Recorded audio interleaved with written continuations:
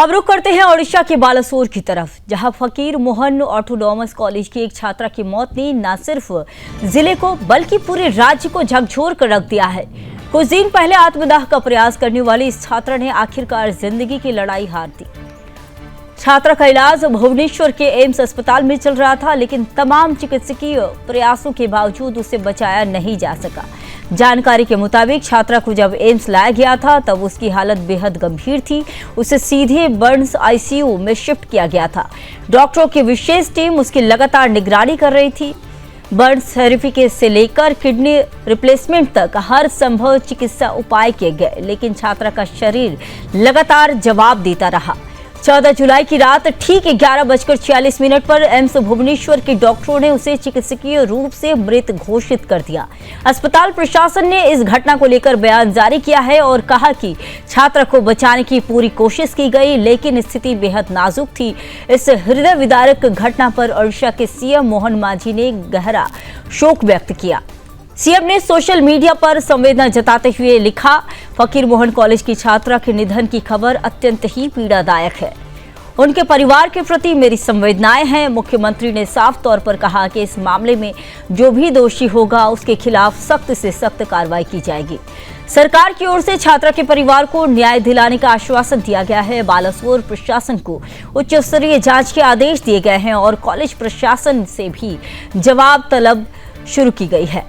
इस घटना के बाद पूरे बालासोर में आक्रोश का माहौल है। छात्र संगठनों और सामाजिक कार्यकर्ताओं ने कॉलेज के बाहर विरोध प्रदर्शन शुरू कर दिए। लोग प्रशासन से सवाल पूछ रहे हैं कि एक शिक्षण संस्थान में ऐसा कौन सा दबाव था जो एक छात्रा को आत्मदाह जैसा कदम उठाने के लिए मजबूर कर दिया। इस घटना ने राज्य के शिक्षा संस्थानों में छात्राओं की सुरक्षा को लेकर भी गंभीर सवाल खड़े कर दिए हैं। क्या कॉलेज प्रशासन समय रहते मामले को नहीं सुलझा पाया? क्या पीड़िता को मानसिक प्रताड़ना झेलनी पड़ी? और अगर हाँ, तो कौन जिम्मेदार है? ये सारे सवाल अब सरकारी जांच के घेरे में हैं। फिलहाल पुलिस जांच जारी है, लेकिन पूरी राज्य की निगाहें अब इस पर टिकी हैं कि क्या इस बार कोई ठोस कार्रवाई होगी या फिर ये मामला भी अन्य घटनाओं की तरह फाइलों में दफन होकर रह जाएगा। आज जो इंसिडेंट, जो एक लेडी छात्रा जो सेल्फ इमोलेशन का अटेम्प्ट की है, इसके ऊपर जो प्राइमा फेसी एविडेंस एस्टेब्लिश हुआ है एक टीचर के अगेंस्ट, उनको अरेस्ट किया गया है, उनको कोर्ट फॉरवर्ड किया गया है। और उसके साथ साथ हम इन जो पिछले 30 जून को एक कंप्लेंट लॉन्च किया गया था इंटरनल कंप्लेंट कमेटी को, स्टूडेंट्स और जो लेडी जिन्होंने अटेम्प्ट किया उनके द्वारा।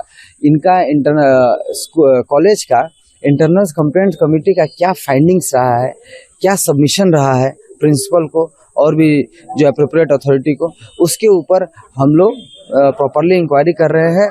हमारी स्पेशल टीम्स बहुत सारे पार्ट्स ऑफ द इन्वेस्टिगेशन के लिए बनाई गई है। जिसका भी फॉल्ट निकलेगा, जिसका भी लैक्यूना निकलेगा, irrespective of the department, irrespective of the faculty, they will be held responsible. The accountability will be fixed on them.